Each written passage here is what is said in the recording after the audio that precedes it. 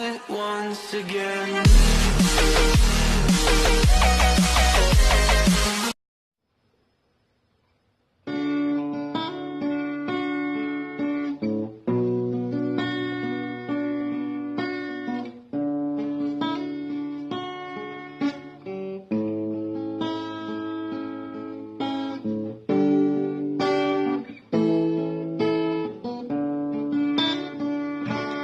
ค่ำคืนนี้เจ้านอนหลับแล้วหรือยังหรือว่าน้ำยังท่วมอยู่น้ำเขาอยากให้หูว่าคอยคิดถึงเจ้ายังคอยเฝ้าคิดถึงตลอดเวลาอยากให้หูว่าเจ้าคิดถึงกันบอกหรือเฝ้ารอคิดถึงแต่คนหนึ่งค่ำคืนนี้ในยามละที่สดชื่น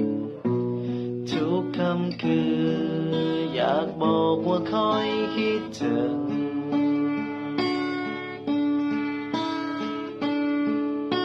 ในค่ำคืนนี้คงมีหลายคู่ไปเที่ยวและคงมีหลายคนที่ยังเหงาใจและหลายคนที่คอยค้นหาเคียงกายดังกับอ้ายที่ใจยังคอยเจ้าเสมอคอยขอวอนให้เจ้าจงได้เห็นใจอย่าปล่อยให้ตัวคอยนี่เฝ้าคอย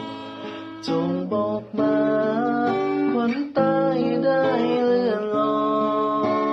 ยคอยตัวเจ้านั้นมาเห็นใจ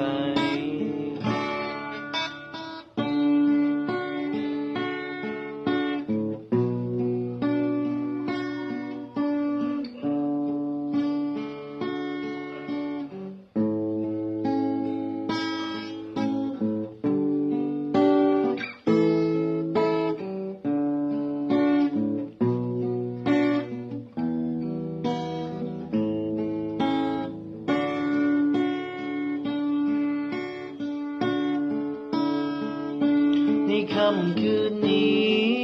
คงมีหลายคู่ไปเที่ยวและคงมีหลายคนที่ยังเหงาใจและหลายคนที่คอยค้นหาเคียงกายดังกับอ้ายที่ใจยังคอยเจ้าเสมอคอยขอวอนให้เจ้าจงได้เห็นใจอย่าปล่อยให้ตัวคอยนี่เฝ้าคอยจงบอกมาคนตายได้เลื่อนลอยคอยตัวเจ้านั้นมาเห็นใจคอยตัวเจ้า